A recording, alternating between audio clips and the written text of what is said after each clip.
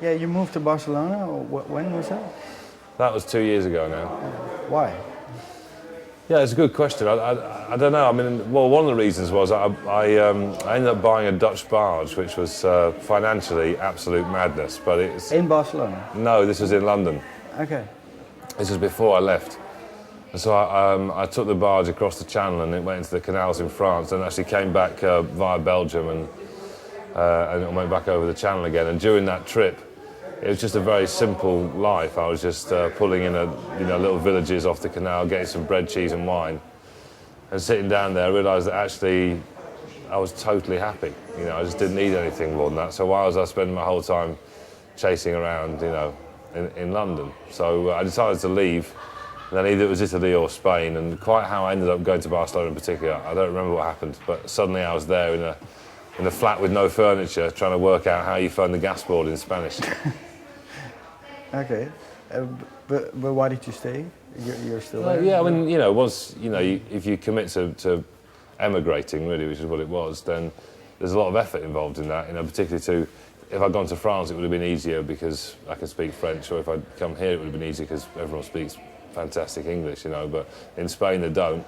I didn't speak any Spanish, so if you embark on that course, if you're going to get anything positive out of it, you need to stick at it for a while.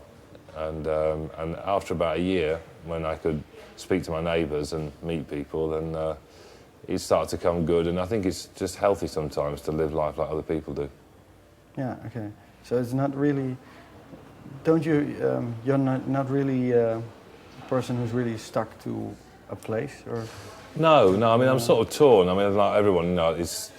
So sometimes whatever you do, you kind of sometimes want the opposite, don't you? So sometimes when I'm like always moving around, as a result of always moving around, I've never had that brilliant a studio. It's always because it's always moving all the time. So sometimes I think, when I was 25, I should have just got some really cool studio somewhere and just sat there and made the most of the time.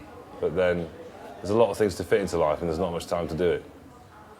Okay. So, yeah. Any plans how long you're gonna stay? No, I mean, I've got a little daughter now, and she's going to nursery in Barcelona. So she's, if I can stay there long enough for her to be bilingual or trilingual, because it's Catalan, Spanish, and English, then that would be a great gift for her. Yeah. Okay. Back to the music. So how did you make this new album? Was it? I read somewhere it wasn't for a big part by email. It was by email. Yeah, it was an email. Groove Armada by the net. Yeah, it was. I mean, well, until the end it was anyway. We were working on grooves in my studio. I was by myself over there, and Tom was working with a couple of guys at his place in London. And then we just email the grooves backwards and forwards, do edits of each other's tunes and send them back and say, what do you think about this? And that went on, and then we started working with vocalists together and separately. And then finally Tom came over to Barcelona and for 2 months, and we just pulled it all together. Was it a very different working from how you did it before? Oh, completely, yeah. And it was great.